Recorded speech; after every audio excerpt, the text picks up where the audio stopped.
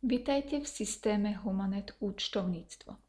V tomto videu si ukážeme, ako hromadne zmeniť zaúčtovanie účtovných predpisov v jednoduchom účtovníctve systému Humanet.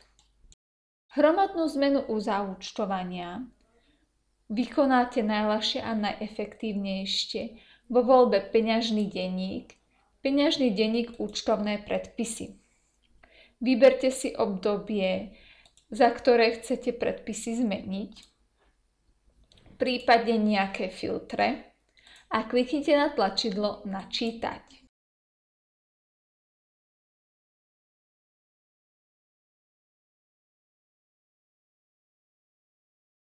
Označte záznamy, ktoré chcete zmeniť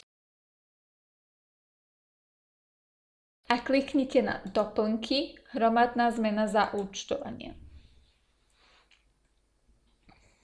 Otvorí sa okno hromadnej zmeny zaúčtovania.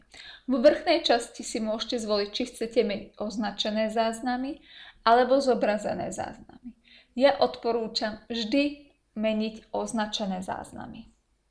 V časti Hľadať zaúčtovanie vyberte hodnoty, ktoré v predpisoch chcete nahradiť. V časti Nahradiť zaúčtovaním vyberte hodnoty, ktoré v predpisoch chcete. Napríklad v označených predpisoch mám použitý pohyb zásoby.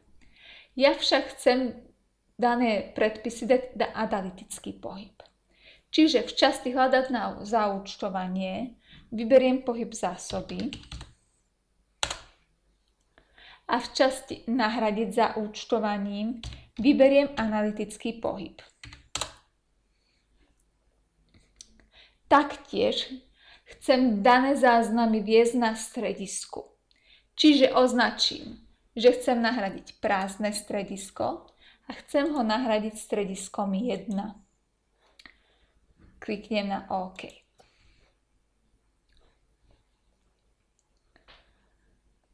Záznamy sa mi zmenili. Hromadnú zmenu zaúčtovania môžete využiť na zmenu všetkých hodnôt, ktoré sú zobrazené v okne hromadnej zmeny zaúčtovania.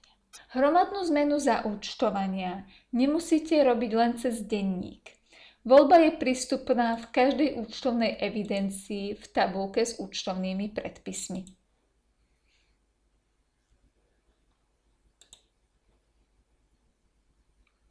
Bližšie informácie o hromadnej zmene zaúčtovania nájdete v príručke.